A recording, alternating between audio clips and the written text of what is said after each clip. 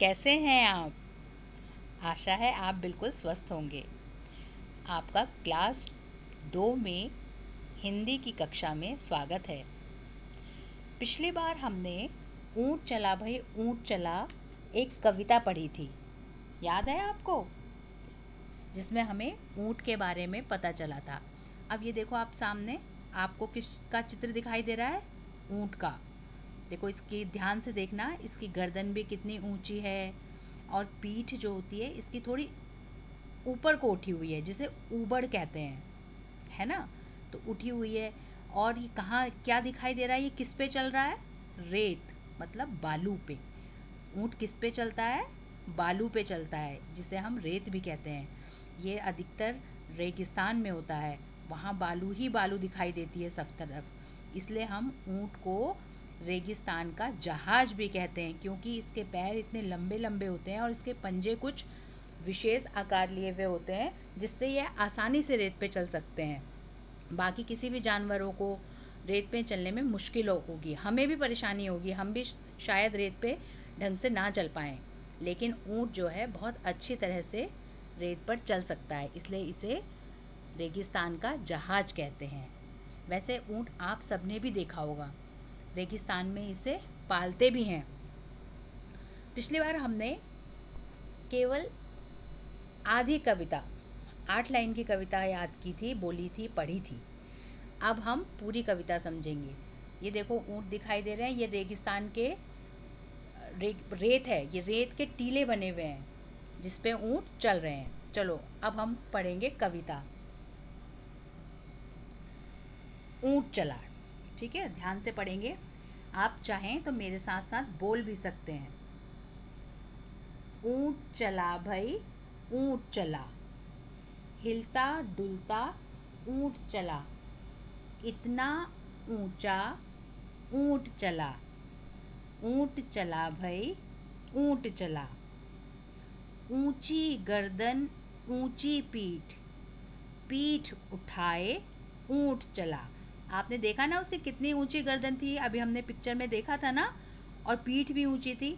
इसलिए कवि कह रहे हैं ऊंची गर्दन ऊंची पीठ, पीठ उठाए ऊंट चला।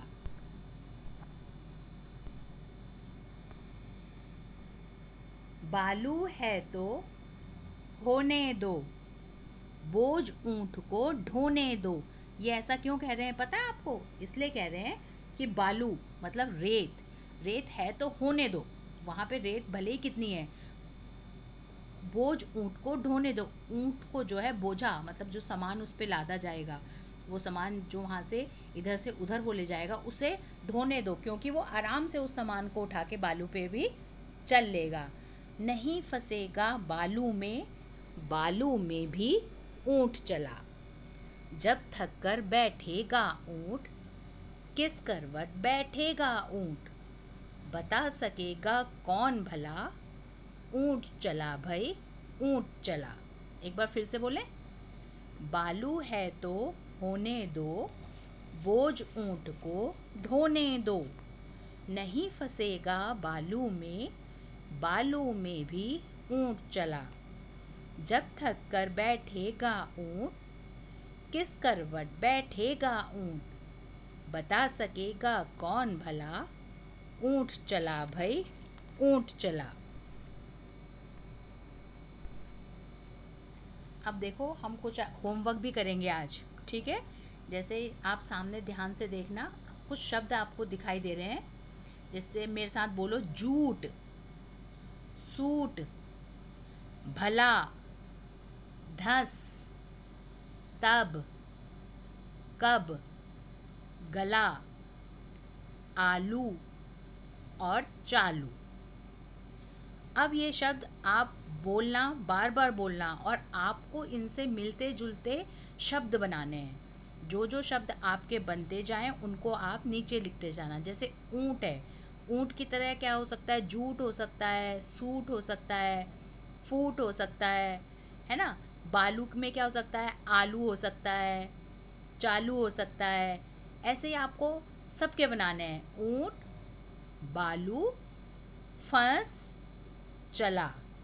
इनके आपको शब्द बनाने मिलते जुलते। पहले आप बोलना, फिर सोच समझकर ऐसे ही शब्द लिखना, ठीक है।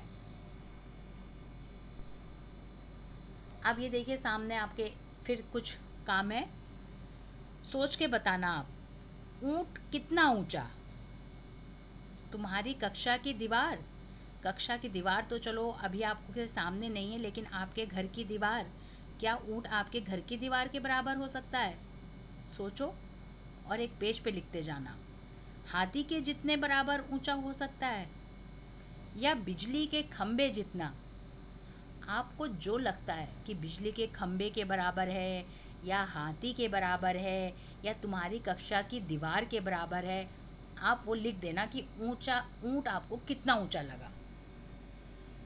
अब हाथी कितना मोटा होगा? हाथी भी आपने देखा है ना, पिक्चर में, कहीं टेलीविजन में, किताब में, कॉपी में। तो हाथी आपको दिखता है कितना मोटा होता है। अब आप सोच के बताना कि हाथी कितना मोटा। तुम्हारी माँ के संदूक जितना, मतलब संदूक मतलब जिसमें मम्मी सामान रखती है, संदूक तो जानते हो ना सब। तुम्हारी माँ के संदूक जितना मोटा है होगा, या ऊंट के जितना, या पहाड़ जितना। जितना मोटा आपको हाथी लगे वो लिख देना, ठीक। फिर है चींटी कितनी छोटी। चींटी तो आपने खूब देखी होगी, शायद मारी भी होगी, जहां दिख जाती है बच्चे मार देते हैं ना। अब देखना चींटी कितनी छोटी। चीनी के दाने जितनी छोटी, या चावल के दाने की जितनी, या इलायची के दाने की। अगर आपको लगता है चीनी के दाने के जितनी छोटी है, या चावल के दाने के जितनी छोटी है, या इलायची के दाने की, उसको आप लिख देना कि चीनी इतनी छोटी, ठीक। तो क्या बताना है आपको? ऊंट कितना ऊंचा, हाथी कितना मोटा, चींटी कितनी छोटी, ठीक है। ये काम लिखना और अपने व्हाट्सएप ग्रुप जो आपका बना हुआ है उसमें आप लिखकर भेजना, और ये कविता भी याद कर लेना, ठीक। बाय।